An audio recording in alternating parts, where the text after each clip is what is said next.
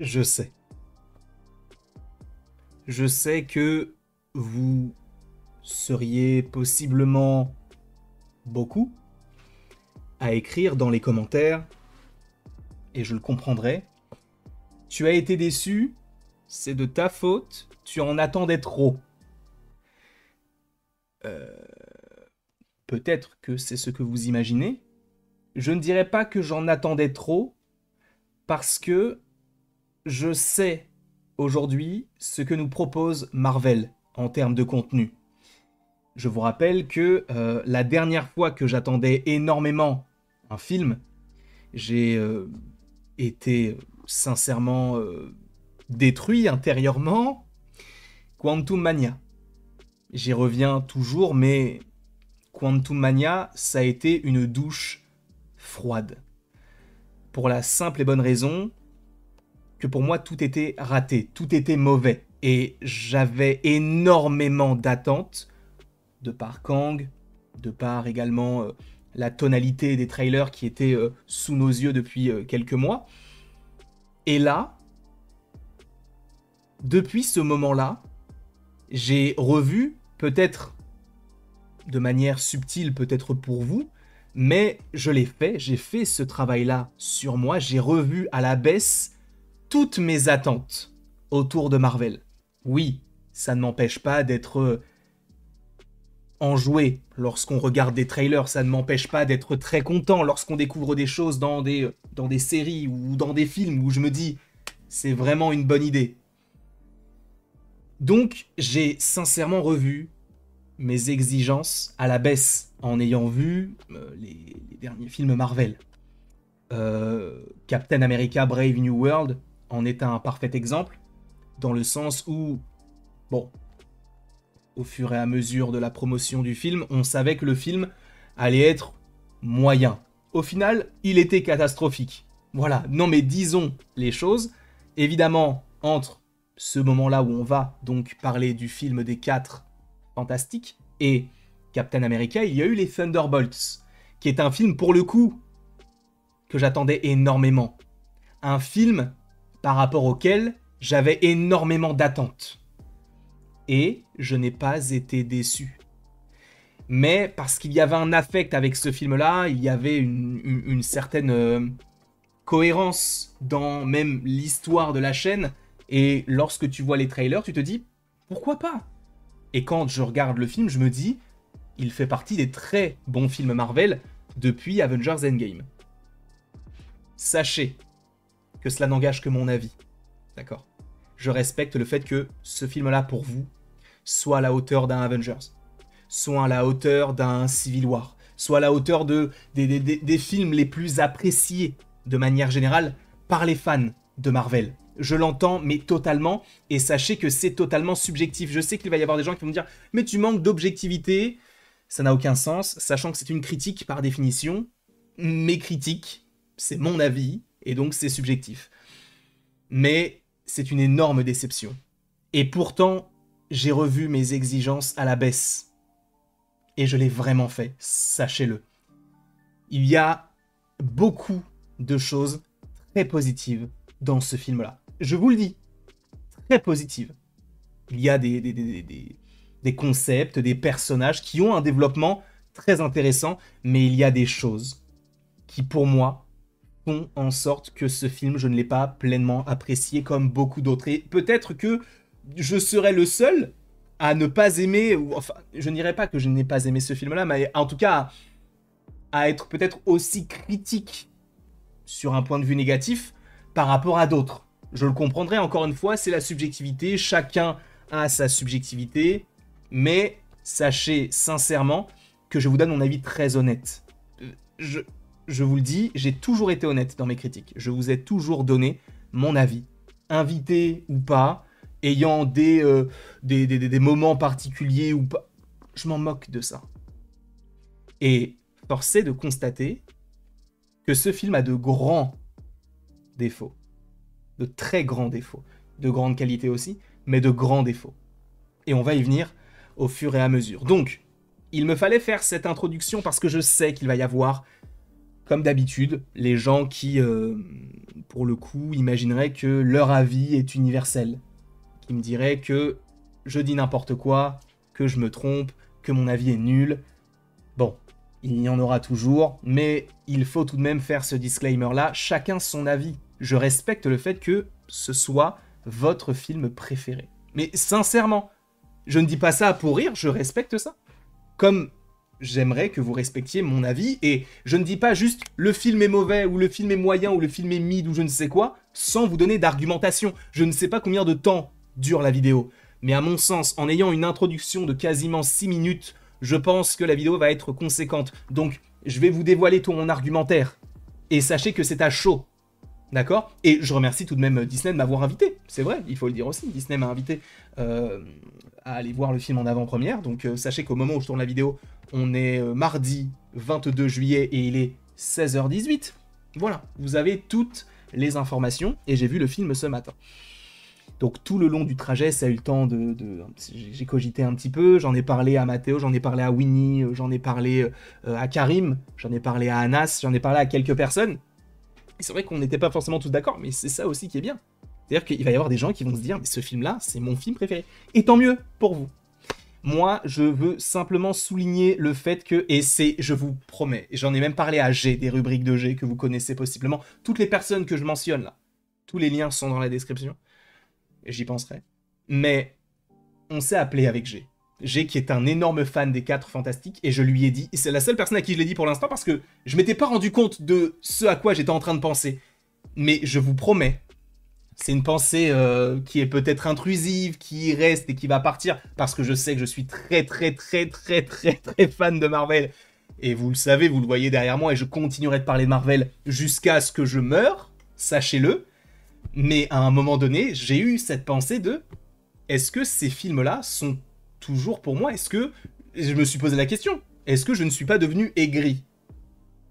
Et c'est une vraie remise en question, une sorte d'introspection que je me suis faite, dans le sens où il y aura forcément des gens qui vont me dire que je suis aigri, que soit je suis un fanboy, soit je suis aigri et je déteste tout. Et en fait, je me suis moi-même posé la question. J'ai essayé de me dire, bah, si les gens, des fois, le disent, c'est qu'il y a peut-être quelque chose qui peut aller dans ce sens-là. Donc, revoyons un petit peu tous les programmes qui sont sortis ces derniers temps et que peut-être j'ai détesté ou que j'ai adoré. Peut-être que j'ai tout détesté. Donc, rien que par rapport à ce début d'année 2025, on a eu plusieurs projets. On va le faire dans l'ordre. Spider-Man, la série d'animation. J'ai adoré cette série. Donc on me considère comme un fanboy. Ok. Ensuite, il y a eu Captain America, Brave New World. J'ai détesté. On me considère comme un hater. Ensuite, Daredevil Born Again. J'ai trouvé ça bon au début, très mid au milieu et bon à la fin. On me considère entre guillemets comme un fanboy. J'ai détesté Ironheart. On me considère comme un hater et on me dit que je n'aime rien, alors que quelques mois, enfin en tout cas quelques semaines auparavant, il y avait les Thunderbolts que j'ai encensés.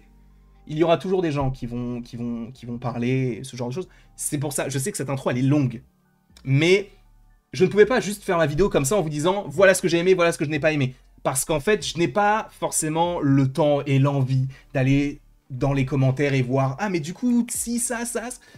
J'ai simplement envie que l'espace commentaire soit un espace bienveillant. Vous avez le droit, très honnêtement, vous avez le droit d'être en désaccord avec moi. Il n'y a aucun souci.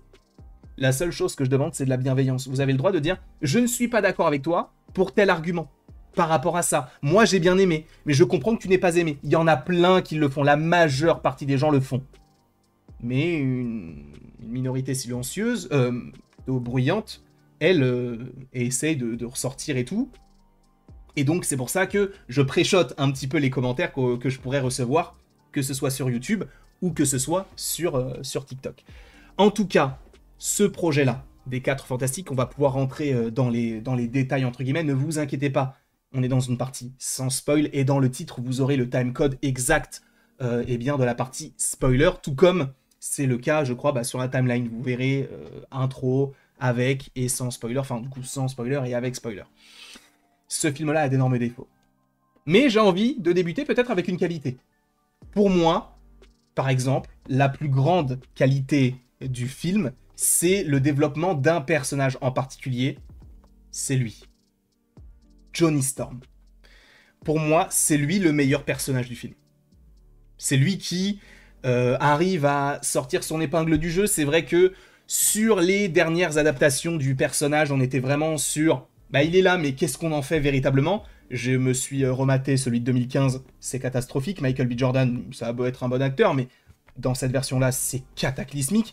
Et Chris Evans qui jouait le personnage, dans le premier, c'est le développement et tout, mais dans le deuxième, on savait tellement pas quoi faire qu'on en a fait un super Skrull, entre gros guillemets.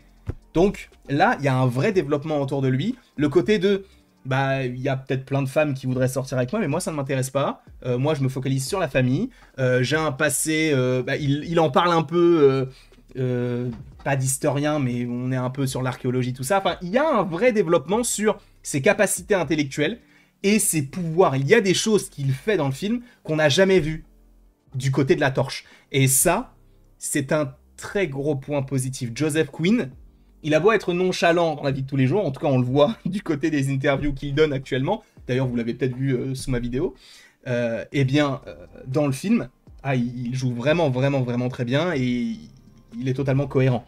Pour moi, c'est lui qui ressort son épingle du jeu par rapport à tous les autres. Et pourtant, ce n'est pas forcément lui que j'attendais le plus. Et ils lui ont donné on va dire une autre dimension par rapport à d'autres personnages. Et c'est vrai que la plupart du temps, dans un film où tu as plusieurs persos comme les 4 Fantastiques, il y en a souvent au moins un qui est délaissé. Et un qui est un peu plus mis en avant. Eh bien, sachez que pour moi, il y en a 2 qui sont délaissés et 2 qui sont mis en avant. Enfin, délaissés entre gros guillemets. Il y en a un qui est délaissé, un qui pour moi, j'ai pas réussi à m'attacher à son personnage, et 2 qui pour le coup sauvent un peu les meubles dans cette équipe-là. Pour moi, les 2 qui sauvent les meubles sont les Storm, donc Sue et Johnny, qui pour moi sont vraiment les meilleurs personnages de cette équipe-là.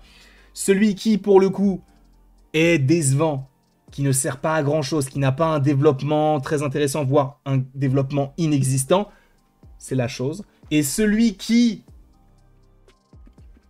peut-être, s'attirerait les foudres de ma déception, c'est Reed Richards. Vraiment. Et j'ai un petit peu peur sur le développement qu'il pourrait avoir du côté de l'avenir, hein, puisqu'on sait qu'il est dans Avengers Doomsday et supposément dans Avengers The Secret Wars, mais j'ai eu du mal avec Reed et j'ai eu du mal avec la chose. Mais je voulais débuter avec Johnny parce que sa relation même avec... assez conflictuelle avec la surfeuse d'argent, qui n'est pas un spoil, je vous le rappelle, puisque c'est dans les trailers, ça fonctionne totalement. Esthétiquement parlant, l'aspect visuel du personnage lorsqu'il utilise ses pouvoirs, c'est un énorme point positif, parce qu'encore une fois, il utilise des facultés qu'on n'avait jamais vues du côté des films, et il y a le souci du détail, par exemple, et c'est dans les trailers, je crois, à un moment donné, il va sauver quelqu'un, et il va voler, sauf que pour voler, il faut qu'il soit enflammé. Et donc, lorsqu'il s'enflamme, il n'enflamme qu'une partie du corps pour ne pas que la personne qu'il tient soit elle-même brûlée. Tu vois, il y a un petit souci du détail qui est très intéressant et très important, et c'est là aussi où on peut avoir, on va dire, sur le souci du détail, sur la manière de mettre en scène tout ça, il faut avoir un petit mot pour le réalisateur du film, Matt Shakman. Matt Shakman, qui n'est autre que donc le réalisateur de WandaVision. Il a été choisi, alors non pas par défaut, mais on va dire que c'était le second couteau, le second choix, puisqu'à la base, celui qui devait réaliser les 4 Fantastiques, c'était John Watts, à qui nous devons notamment la trilogie Home du côté de Spider-Man, donc Homecoming, Far From Home et No Way Home. C'était bel et bien lui qui devait s'occuper donc de ce film-là. Vous le savez, ça avait été annoncé lors du Disney Investor Day en 2020, et finalement, du coup, John Watts a quitté le projet, et d'ailleurs il s'est récemment entretenu, alors je ne sais plus pour quel média, mais je crois que c'était peut-être pour la promotion de Skeleton Crew qui était sorti l'année dernière. Il avait dit que en gros, il ne s'occupait pas des 4 Fantastiques, enfin en tout cas il avait quitté le projet de lui-même parce qu'il était trop fatigué et qu'il avait enchaîné trop de projets d'un coup entre guillemets. Et ça se comprend, puisqu'il avait notamment fait le film avec George Clooney et Brad Pitt sur Apple TV+, je ne me souviens même plus du nom du film. Bref, il a réalisé ce film-là, il avait réalisé toute la trilogie des Spider-Man, et il allait s'occuper aussi d'un projet en lien donc avec Star Wars, donc Skeleton Crew, puisque au-delà d'être réalisateur de 1 ou 2 épisodes, il était aussi producteur de la série, donc il avait une grande implication dans ce projet-là. Et donc il n'avait pas forcément la tête directement envers ce projet-là, sachant qu'on supposait aussi qu'il pourrait s'occuper de la nouvelle trilogie de Spider-Man, et finalement, ça n'a pas été le cas. C'est donc Matt Shakman qui avait fait un très bon travail sur WandaVision, qui s'est vu recevoir une sorte de promotion, donc passer de série à film. En plus de ça, il ne s'occupe pas de personnages, on va dire, secondaires, hein. Il y a quand même Scarlet Witch et Vision, et de l'autre côté, les 4 Fantastiques, donc il a une grosse, on va dire, une certaine pression sur les épaules par rapport à ce projet-là, et il y arrive très bien. Alors pourquoi est-ce qu'on a choisi Matt Shakman par ailleurs? Parce que ce film, alors c'est une des raisons que je suppose, hein, ce film se déroule dans les années 60 dans un autre univers. Ça a été dit, on le sait. D'ailleurs, l'univers, c'est l'univers 828, qui fait référence donc à Jack Kirby, qui est né le 28 août, donc 8-28, août 28, vous avez capté 828. Donc ça fait référence à Jack Kirby, donc le co-créateur des 4 Fantastiques et le co-créateur donc de Marvel avec Stan Lee. Mais bref, on n'est pas là pour parler de ça. Le fait est que, donc, on a un autre univers et on a une autre temporalité. Les années 60, une énorme prise de risque pour Marvel qui a l'habitude de faire des films qui se déroulent à une époque plus moderne. Regardez par exemple Blade qui devait se dérouler dans les années 20 du côté du MCU. Il a eu, et ça a été confirmé par Kevin Feige, 4 scénarios, 2 qui se déroulaient à l'époque et 2 qui étaient dans une ère un peu plus moderne. Et donc aujourd'hui on partirait plus sur une ère moderne.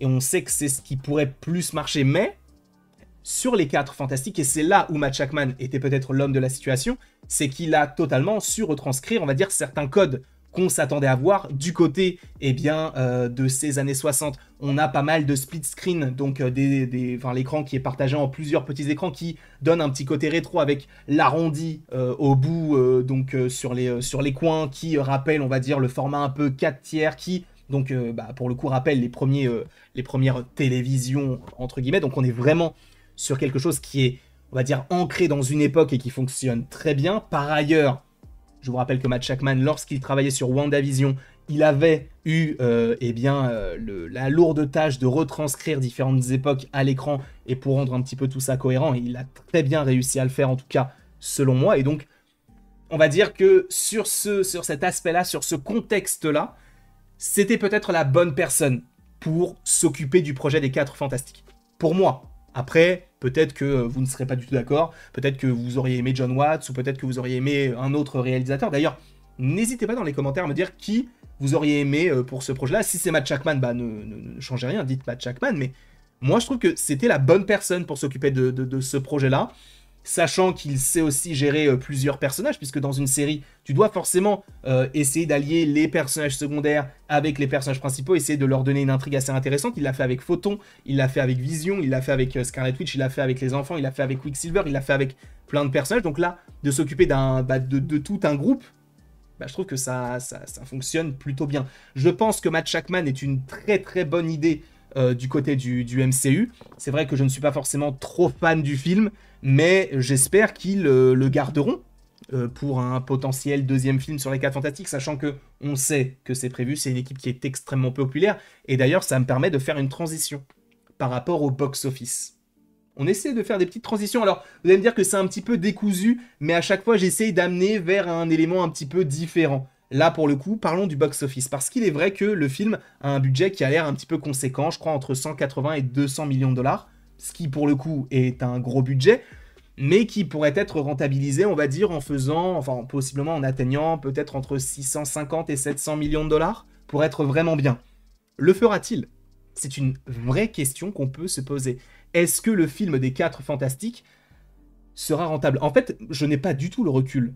C'est-à-dire que pour l'instant, à l'heure actuelle, j'ai l'impression, avec, on va dire, Matteo et Winnie, avec lesquels on avait des avis qui étaient un petit peu plus mitigés, j'ai l'impression que tout le monde a aimé ce film-là. Encore une fois, c'est totalement compréhensible. Les États-Unis ont aimé. Les personnes avec qui j'ai pu converser par rapport au film ont l'air d'avoir aimé le film.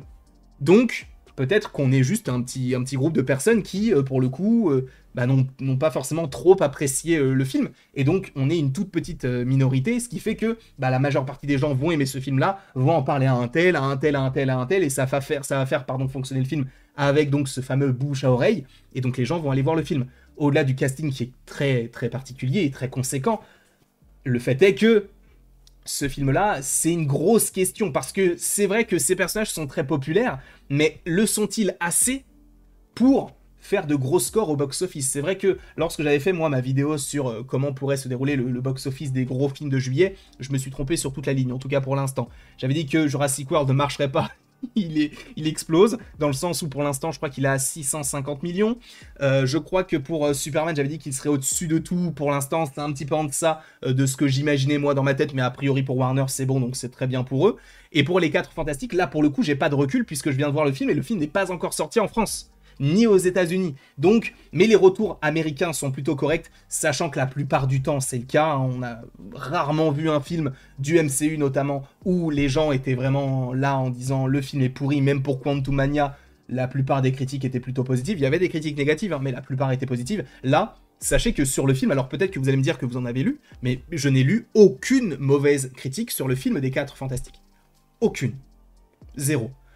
Donc, peut-être que c'est un signe d'un bon fonctionnement pour le film, sachant que pour l'instant, les premiers retours au niveau du box-office parleraient du fait que le film pourrait atteindre, on va dire, entre 110 et 130 millions de dollars pour le premier week-end uniquement aux États-Unis.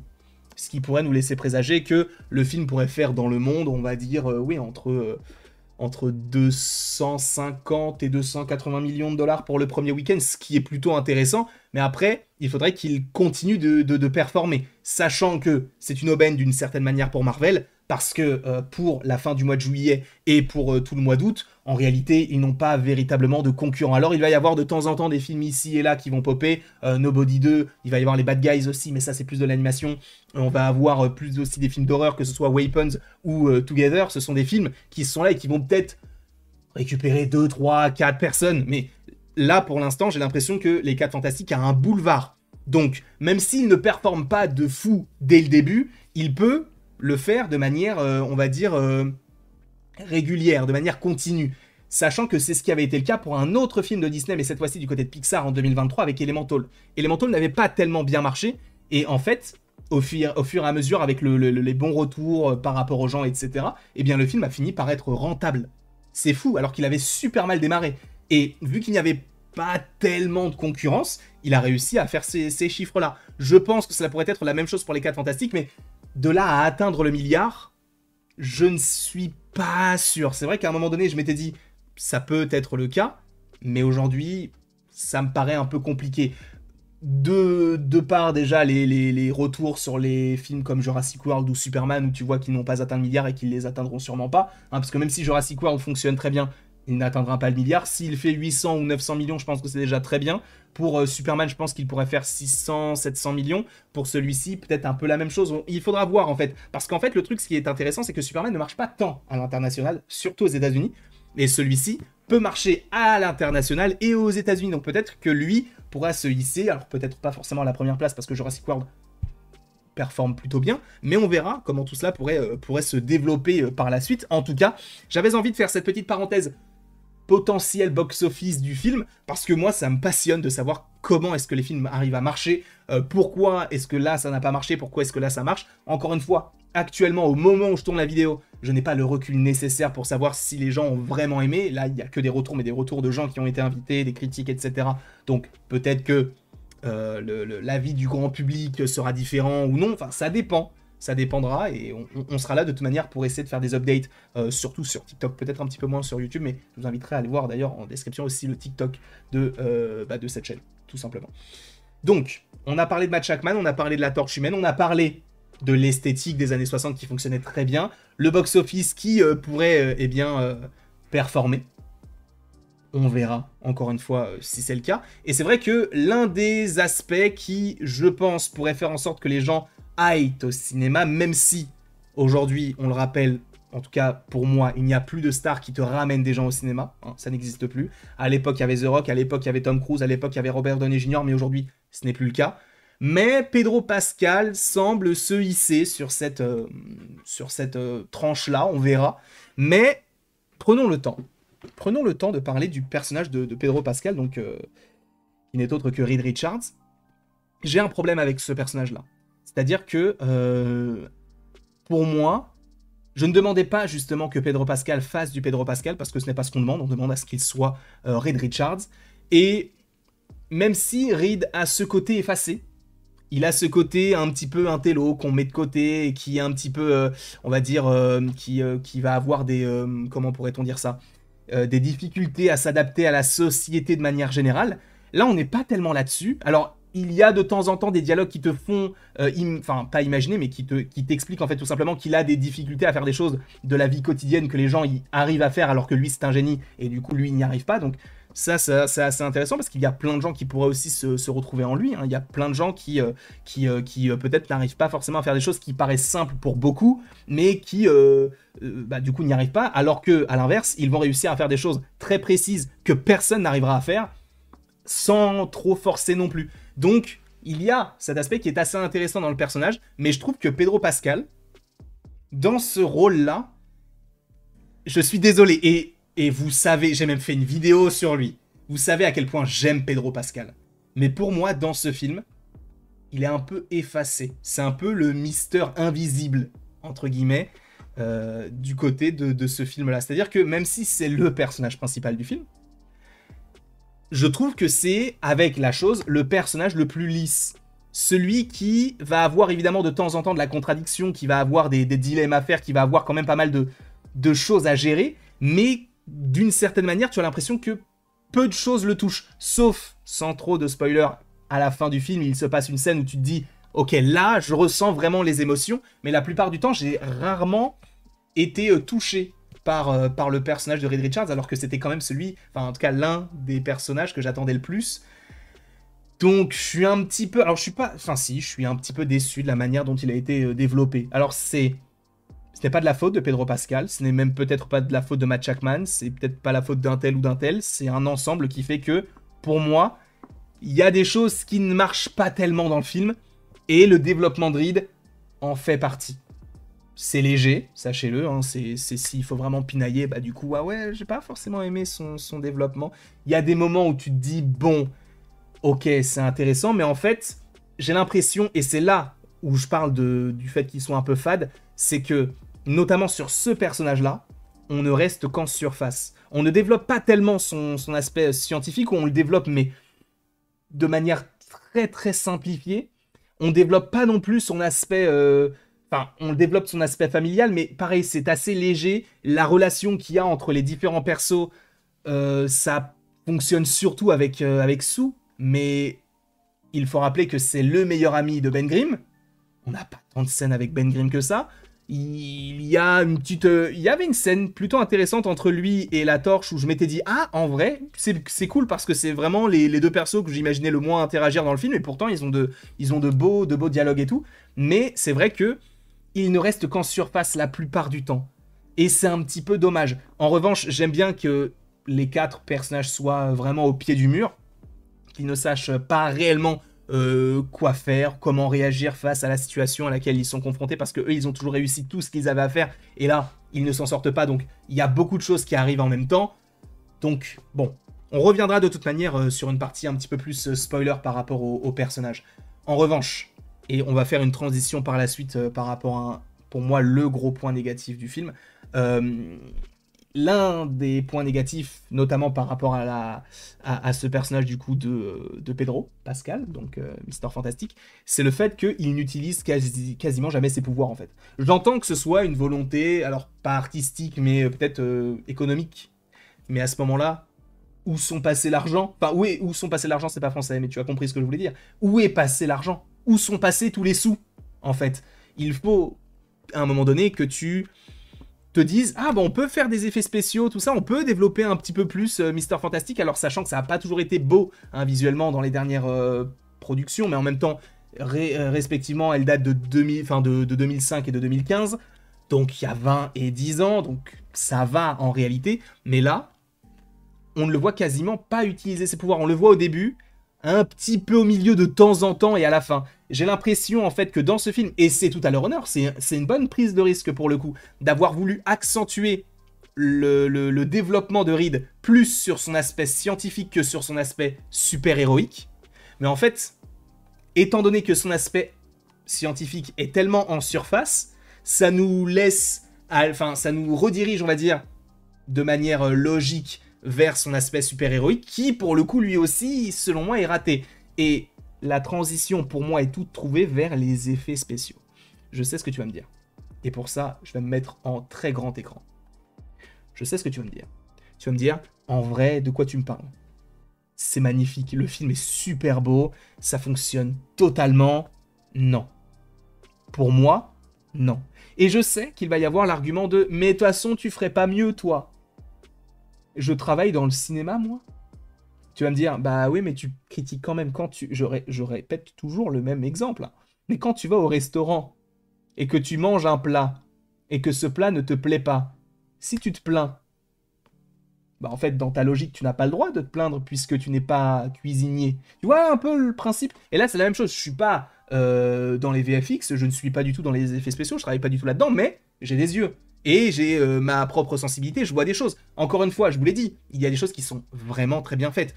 Que ce soit la torche humaine, et même, pour moi, le gros point positif visuellement, c'est clairement la chose. Il n'y a rien à dire sur la chose. En revanche, sur lui, il y a des choses à dire, visuellement. Il y a beaucoup, beaucoup de choses à dire et ce n'est pas le pire. C'est-à-dire que lorsqu'on le découvre pour la première fois sans vous spoiler, majestueux.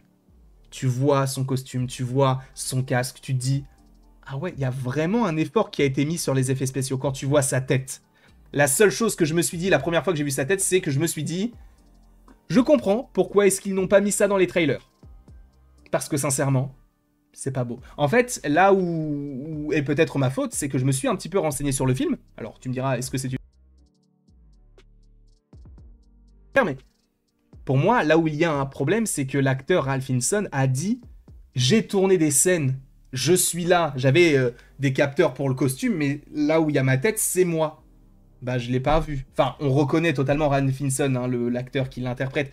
Mais visuellement, sincèrement, et c'est même pas pour être méchant, hein, sincèrement, on dirait un jeu vidéo. PlayStation 5, certes, on est quand même sur une bonne console, mais on n'est pas sur un film. On n'est pas sur quelque chose qui se veut réaliste et qui est mélangé à du live action. Parce que tu vas me dire, bah en vrai, ça va, c'est style PlayStation 5, mais ça reste un... En fait, quand tu joues à un jeu vidéo, c'est bien fait.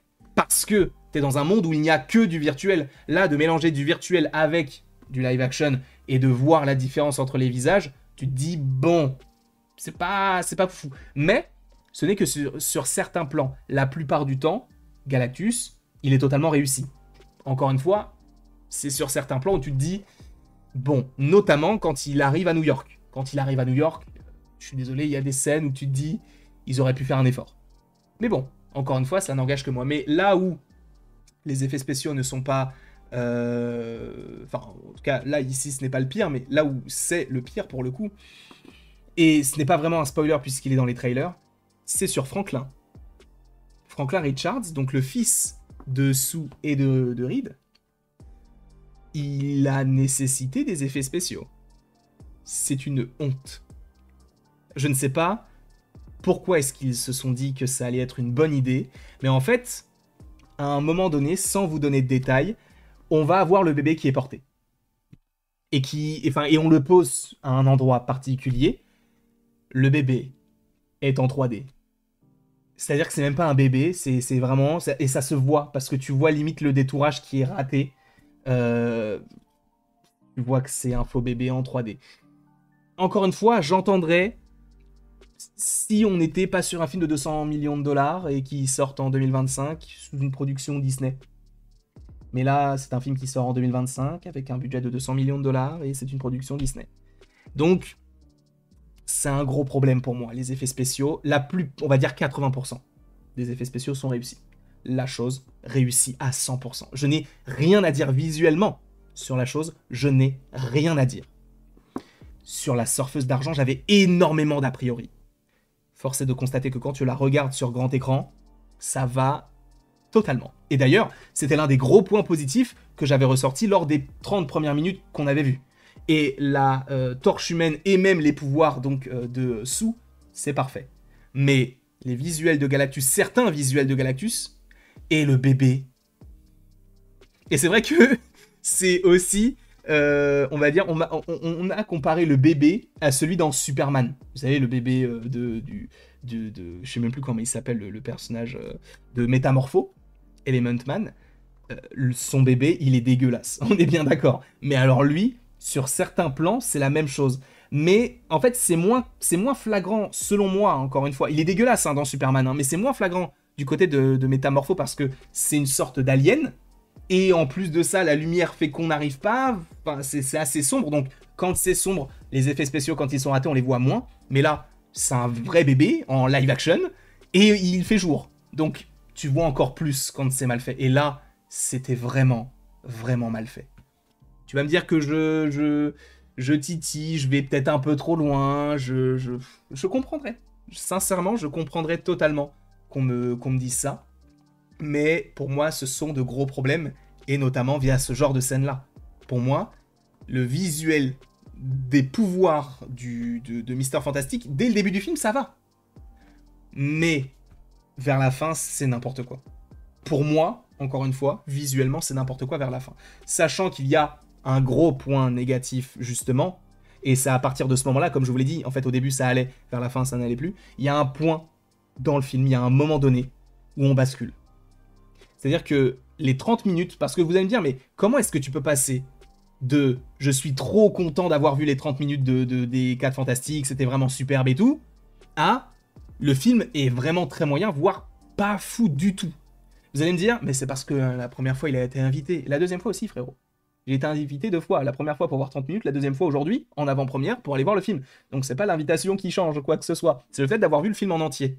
Les 30 minutes sont vraiment qualitatives, vraiment bien expliquées. T'as de bons establishing shots, du coup des plans d'ensemble qui te montrent un petit peu comment fonctionne l'univers, en fait, parce qu'il y a des règles qui sont bien évoquées, bien exploitées, bien expliquées. T'as pas besoin de voir certaines choses, c'est vraiment bien fait. Mais à partir d'un moment précis, qu'on n'avait pas vu dans les 30 minutes, il se passe un élément qui, pour le coup, est vraiment, vraiment bien. Ça, pour le coup, une sorte de course-poursuite qui fonctionne trop bien, et c'est le meilleur moment du film, selon moi. Et c'était un moment, du coup, qu'on avait déjà vu du côté des 30 minutes. Mais, à la suite de cette scène-là, pour moi, le film, il part en cacahuète. Le scénario n'a plus vraiment de sens. Parce qu'on va d'abord dans une direction, puis après on te dit « Ah mais ouais, mais si on fait ça, ça va pas être bon, donc venez, on va là. » Ah ouais, même si on fait ça, ça va pas être bon non plus, donc venez, on va ici. En fait, t'as trop de directions qui sont prises, ça fait pas un truc linéaire, ça fait un truc un peu sinusoïdal, mais tu vas me dire « Bah oui, mais c'est ce qu'il faut dans un film. » Oui, mais quand c'est fait de cette manière-là, en fait, ça décrédibilise totalement le propos du film. Et ça en vient non pas à décrédibiliser non plus les 4 Fantastiques, mais tu te dis il n'y avait pas une meilleure manière de raconter l'histoire? Il n'y avait pas mieux à faire là-dessus? Je vais pas spoiler, encore une fois, puisqu'on est dans une partie sans spoiler, mais quand tu regardes ce moment-là, tu te dis, il y a peut-être une autre manière de raconter l'histoire. Donc pour moi, au niveau du scénario, à partir on va dire, du deuxième acte, ça part totalement dans du n'importe quoi. Pour moi, sur l'aspect humain, en fait, il y a des scènes où tu te dis, il y a trop d'importance sur ces scènes-là, c'est même pas utile. Pourquoi est-ce que vous développez ça de cette manière-là? Et bon, c'est la manière dont ils ont d'écrire la chose. Et voilà, c'est Eric Pearson hein, qui s'est occupé en partie du scénario, à qui nous devons notamment Thor Ragnarok. Il avait fait aussi les Thunderbolts. Et il va écrire le Blade, si je dis pas de bêtises. Donc voilà, c'est quelqu'un qui a déjà travaillé du côté de Marvel et qui va continuer de travailler du côté de Marvel. En vrai, c'est pas dérangeant, mais c'est juste que là, sur ce deuxième point, en fait, j'ai vraiment eu l'impression que le film était en train de s'écrire au moment où on tournait. Tu vas me dire, mais jamais Marvel fait ça, qu'est-ce que tu racontes? Marvel l'a déjà fait. No Way Home. Je vous rappelle que dans No Way Home, ils écrivaient la suite de leur histoire pendant le tournage du film. Doomsday, ils sont en train de tourner le film, le scénario n'est pas terminé. Là, t'as 2 exemples concrets de gros films qui ont un potentiel à milliards, parce que pour le coup Doomsday n'est pas encore sorti, mais No Way Home a fait quasiment 2 milliards. Donc ce sont des choses qui se font, mais là, ça se fait, mais ça ne marche pas. Alors je sais pas si ça a été fait comme ça, parce que je pense pas, parce que eux ils n'ont pas forcément été trop dans le rush, mais il y a eu énormément de problèmes au niveau de la production. D'abord il y avait John Watts, puis après Matt Shakman, il y a eu les grèves des acteurs et des scénaristes. Donc ça a été un peu compliqué, supposément, mais à partir du moment où ils ont commencé le tournage, ça fait 1 an en fait. Ça fait un an, puisque c'était le jour où a été annoncé Secret Wars, Doomsday, justement, à ce moment-là. C'était lors de la San Diego Comic-Con. Et t'avais les 4 Fantastiques qui étaient sur scène en disant, bah voilà, on est sur scène et on commence le tournage. Et un an plus tard, on est là et on a le film. Et pour moi, c'est une énorme déception. Pour beaucoup de points. Vous avez vu? J'essaye quand même de retrouver du positif dans tout ce que je dis. Je dis pas que le film est mauvais. Le film contient beaucoup de points qui sont extrêmement positifs. Mais le négatif, il y en a aussi beaucoup. Et on va faire une transition toute trouvée vers le personnage de... J'essaie de trouver le personnage de la chose. Visuellement, c'est génial. Sincèrement, pour moi, c'est... Visuellement, c'est... Et c'est pas très compliqué non plus, mais c'est la meilleure chose qu'on ait vue du côté de la chose, justement. C'est le meilleur visuel qu'on ait vu pour la chose. Je n'ai rien à dire là-dessus. J'avais un petit peu de crainte au tout début, quand on l'a vu, quand on l'a découvert, pour le premier trailer. Mais après, je me suis dit, mais attends, mais qu'est-ce que je raconte là? C'est magnifique, en fait, ce qu'ils nous ont proposé. Même le bruit de quand ils tapent, l'aspect rocailleux, rocher, tout ça. Visuellement et au niveau sonore, ça fonctionne très bien. Mais, au sein de son développement, c'est catastrophique. Pour moi, c'est lui le développement le plus pourri du film. C'est vraiment, tu te dis, pourquoi faire? Tu n'as quasiment pas trop... Enfin, quasiment, j'allais dire, oui, tu n'as pas trop de vraies relations, de vraies conversations avec les autres. C'est un peu lui qui est un peu plus à l'écart. Lui, il est surtout là pour aider, on va dire. Ah, t'as besoin d'un coup de main, vas-y, je suis là. Mais où est ton développement, à part être l'aide? C'est un peu dommage. Tu peux faire plus. Pourquoi est-ce que tu restes là-dessus? Il y a un aspect qui aurait pu être bien développé, son côté de « ça me manque d'être humain, ça m'a changé et tout ». C'est survolé. Quand je vous ai dit que certains aspects de Mister Fantastic étaient survolés, surfaits, c'est la même chose ici. On reste en surface. Et c'est vraiment dommage. Parce que l'acteur est un très bon acteur, que vous avez supposément vu dans The Bear, hein, c'est Ebon Moss-Backrack, que moi j'avais découvert dans Punisher, qui était très bon aussi. Là, il est en tant que chose, et ça fonctionne pas tant. On a essayé de faire une légère connexion vers sa religion, on a essayé de faire une légère connexion avec peut-être une amoureuse, et ça va pas plus loin que ça. En fait, des fois, tu as des scènes avec lui où tu te dis, pourquoi faire? Est-ce que tu n'as pas mis ces scènes-là parce que tu t'es dit, en fait, au niveau du montage final, on a peut-être trop supprimé de scènes par rapport à la chose, donc venez, on essaie d'en rajouter ici et là pour montrer qu'il est un peu là. Vraiment, lui, s'il n'est pas là, ça change pas tant. Parce que même au-delà de ça, en termes de combat pur, parce que la chose, it's clubbering time, ça va chauffer, il est là pour ça. Il chauffe quand? Sincèrement, et ça c'est un des gros points négatifs que j'ai encore une fois à donner à ce personnage, c'est qu'il n'a quasiment aucune scène impactante, notamment dans les combats. Alors j'entends que ce soit un film qui ne soit pas forcément sur l'action pure. On est sur de la réflexion, on est sur de la stratégie, on est sur une présentation de personnage. Mais c'est bien de montrer la chose aussi comme elle est dans les comics, c'est-à-dire quelqu'un qui, oui, est réfléchi, oui, est un humain avant tout, mais est là aussi pour se battre. Aussi. Et là, dès le début du film, on a quelques petites scènes où on le voit, mais milieu, il se passe rien. Et à la fin, c'est trop léger.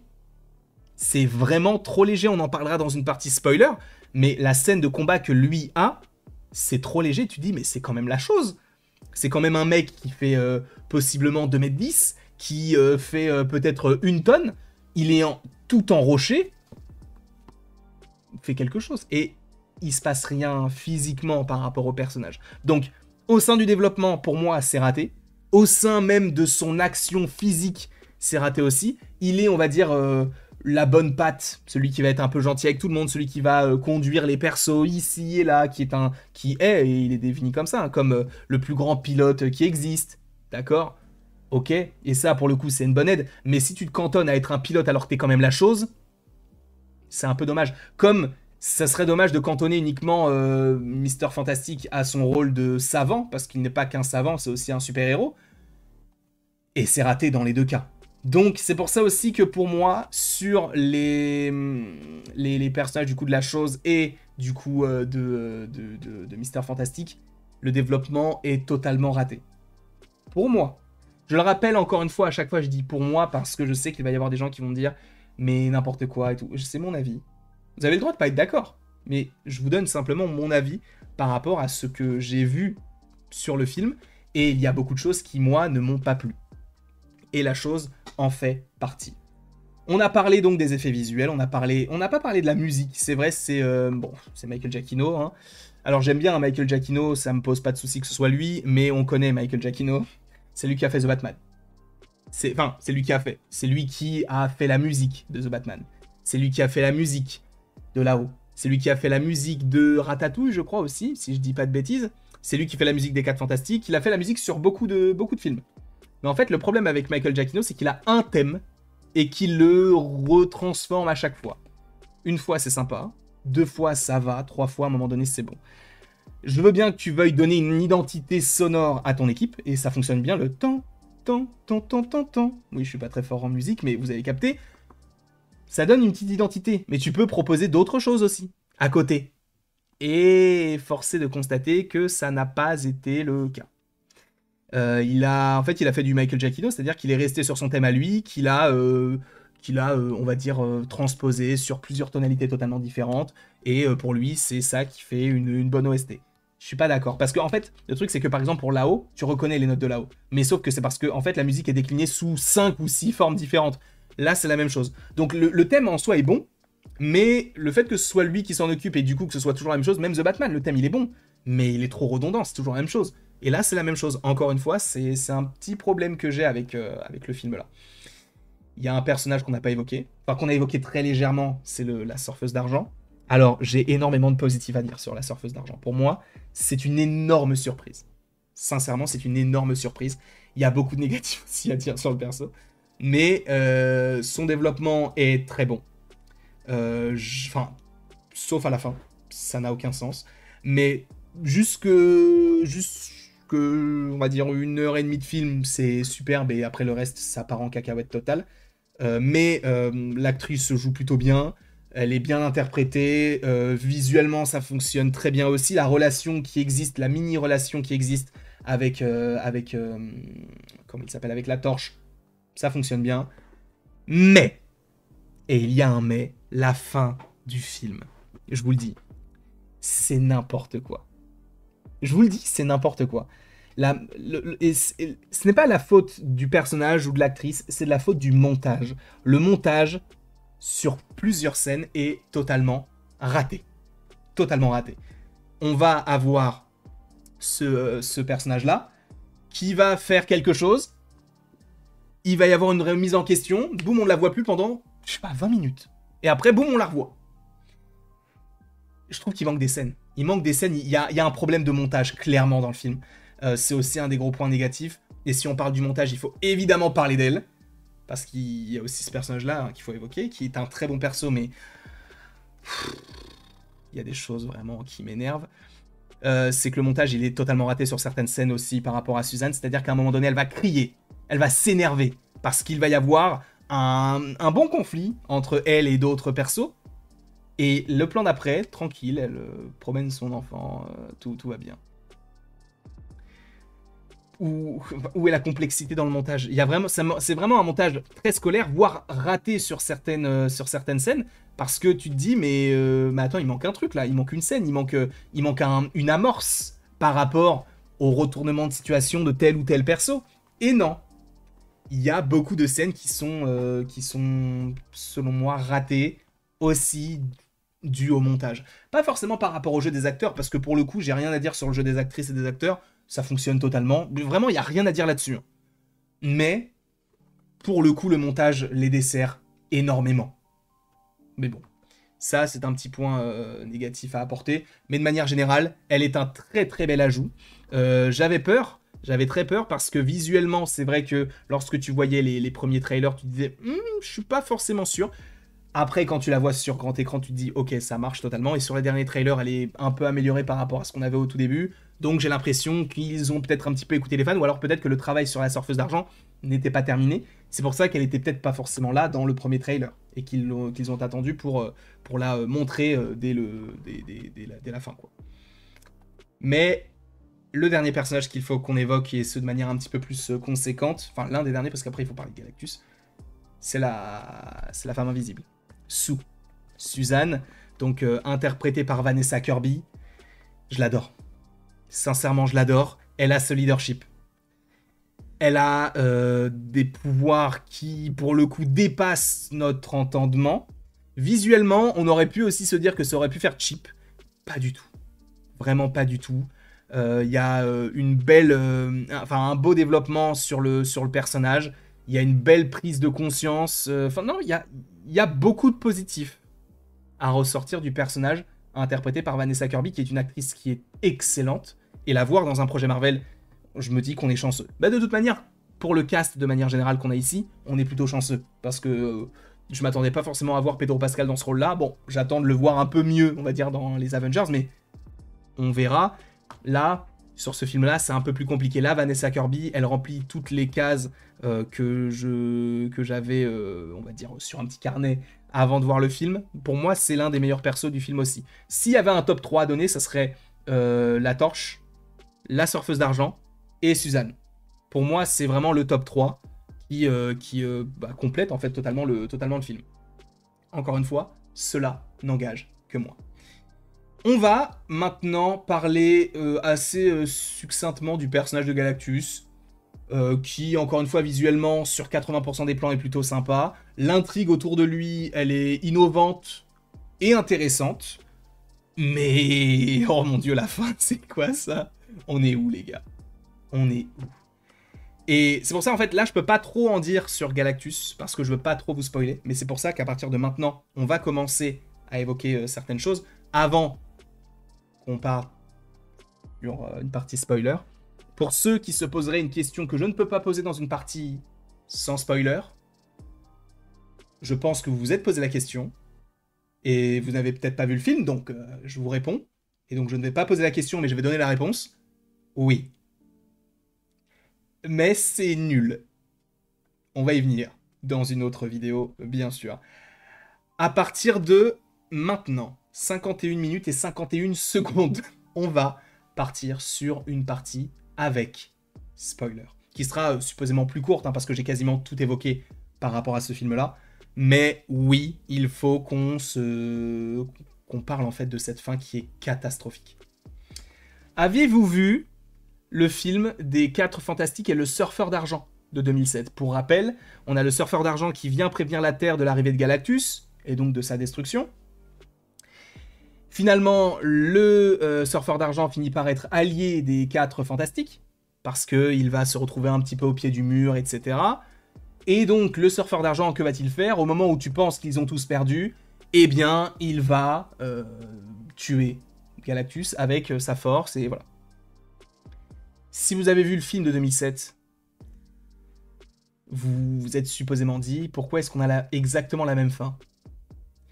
Après, tu vas me dire, avec le Surfeur d'Argent, ou là, pour le coup, la Surfeuse d'Argent et Galactus, qu'est-ce que tu veux faire de mieux? Qu'est-ce que tu veux faire de plus? Moi, j'avais une théorie, où je vous dis tout. Quand je regardais le film, donc là, on est dans une partie spoiler, hein. On te parle du fait que, pour se protéger de Galactus, il va falloir créer des sortes de boucliers autour de la Terre, qui, justement, eh bien, vont nous permettre de nous, de nous téléporter à l'autre bout de l'espace, à l'autre bout de la galaxie. Très bien. Comme ça, Galactus ne saura pas où tu es, et il mettra, comme ils le disent, des millions d'années à les retrouver. Ok.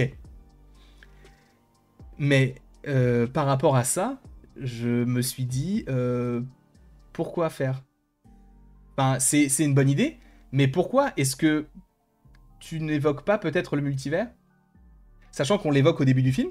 On te parle de trous noirs aussi, et sachant que dans Loki, on t'évoque le fait que les trous noirs sont aussi des principes assez intéressants à évoquer par rapport à au TVA, etc. Bon, ça n'a pas été évoqué, mais bref. Ce qui est intéressant là-dedans, c'est que moi, ce que j'avais imaginé, je m'étais dit, et si, en fait, pour échapper à Galactus, vu qu'il va forcément les retrouver un jour ou l'autre, et s'il ne faisait pas en sorte que toute leur planète changeait d'univers, tout simplement. Et que, vu qu'il y ait une planète qui arrive dans l'univers, admettons, 616, celui du MCU, eh bien que ça crée une incursion, et que ça mène à Doomsday. J'aurais bien aimé que ça parte là-dessus, et c'était une théorie que j'ai eue quand je regardais le film, je m'étais dit, oh, en vrai, ça aurait été cool que ça soit ça. Ça n'a pas été le cas. Ils sont partis sur autre chose, et du coup, on a la finalité de, il y a un portail qui a été fait pour l'emmener à l'autre bout de la galaxie, et il est poussé par la Surfeuse d'Argent qui finalement a été convaincue par Johnny Storm. Le développement de Johnny Storm, notamment par rapport au fait de se renseigner sur les différents langages par rapport à des messages qui ont été enregistrés dans l'espace, qui parlent de Shalabal. Ça, c'était intéressant, mais la manière dont c'est évoqué, c'est ce que je vous évoquais par rapport à Shalabal. C'est-à-dire qu'elle entend ça, il y a cette prise de conscience-là, mais à la suite de ça, on ne la voit plus pendant 20 minutes, et à la fin, elle revient d'un coup, sans avoir eu de scène où tu te dis « Ah, peut-être qu'elle a pris conscience du truc et tout, elle va les voir au loin, est-ce qu'elle se dit, est-ce qu'elle agit ou pas ?» On n'a pas de scène comme ça. Tu vas me dire, ça sert à rien. C'est une amorce pour la crédibilité de la scène. Et là, on n'a pas de scène. Juste, elle fonce sur Galactus en le poussant dans ce portail-là, qui les emmène loin. Et on n'a plus jamais de nouvelles d'eux. C'est-à-dire qu'on ne sait pas si on reverra la surfeuse d'argent un jour. On ne sait pas si on reverra Galactus un jour. On n'en sait rien. On n'en sait rien. On ne sait pas. Sachant que ce qui est intéressant, et c'est là où justement je ne pouvais pas parler de Galactus sans justement rentrer dans une phase spoiler, c'est que son développement est assez intéressant. Le côté de votre fils est censé être mon successeur, donc je vais le récupérer et il va prendre ma place en tant que dévoreur des mondes. Ça, c'est intéressant pour le coup, mais la scène, c'est vraiment ça hein, pour le coup qui m'a dégoûté. C'est la scène où t'as le bébé. T'as le bébé, il est mis sur le corps de Suzanne qui est morte, hein, et le bébé la réanime. Visuellement, j'ai rarement vu aussi moche depuis Pipe le Troll dans Eternals. C'est vous dire. C'est vous dire. Donc ouais, il y a plein de scènes comme ça où tu te dis, mais les gars, pourquoi faire? Qu'est-ce que... Mais vous... Les gars, on est en 2025, on est sur un film qui coûte je sais pas combien de sous, les scénaristes ont été payés je ne sais pas combien d'argent, c'est pas français mais t'as compris? À un moment donné, faites quelque chose d'intéressant. Et il y a quasiment rien d'intéressant en fait, c'est pour ça, le film il est fade. Et c'est là où il y a une grande déception, c'est pas que j'en attendais énormément. En fait, je sais qu'il va y avoir des gens qui vont me dire, ouais mais toi t'attendais du fataliste, t'attendais ci, t'attendais... J'attendais rien. J'attendais simplement une bonne histoire des 4 Fantastiques, et on me l'a pas donné. C'est tout. J'attendais pas du teasing. Encore une fois, depuis Quantum Mania, j'en ai fini avec ça. Les teasings et même la scène post-générique, elle est catastrophique. C'est la première fois qu'on a une scène post-générique aussi importante que je trouve claquée au sol. C'est la première fois. C'est quand même une dinguerie. C'est la première fois. Bref, cette scène-là, où tout le monde est contre les 4 Fantastiques, et que elle vient devant tout le monde, et elle fait son speech en disant « Nous, on a fait ci, nous, on a fait ça, quand on était plus jeune, on a fait ça, etc. » Donc en fait, je vais pas donner mon enfant, parce que si je donne mon enfant, bah je donne mon enfant, et même si vous êtes sauvé, bah moi j'aurai plus mon enfant, donc ça se passe pas comme ça, il va falloir qu'on se batte, etc. D'accord. Ce discours-là, en vrai, je l'adorais hein, jusqu'à présent. Je me suis dit, en vrai, c'est un peu gênant, là, cette scène-là, elle est très gênante. Je sais pas si vous l'avez ressenti comme moi, mais je pense pas, parce que je pense que vous avez adoré tout le film. Enfin, je pense, je sais pas. Mais cette scène-là, pour moi, était extrêmement gênante. Je me suis dit, oula, que ça ne dure plus trop longtemps, là, parce que ça va devenir un peu compliqué. Donc, bref. Cette scène-là est catastrophique. Le traitement de Franklin, il est catastrophique aussi. Le traitement de la fin du film, il est catastrophique, évidemment. Comme je vous l'ai dit, il y avait une question qui restait en suspens. La réponse était oui. Oui. Oui.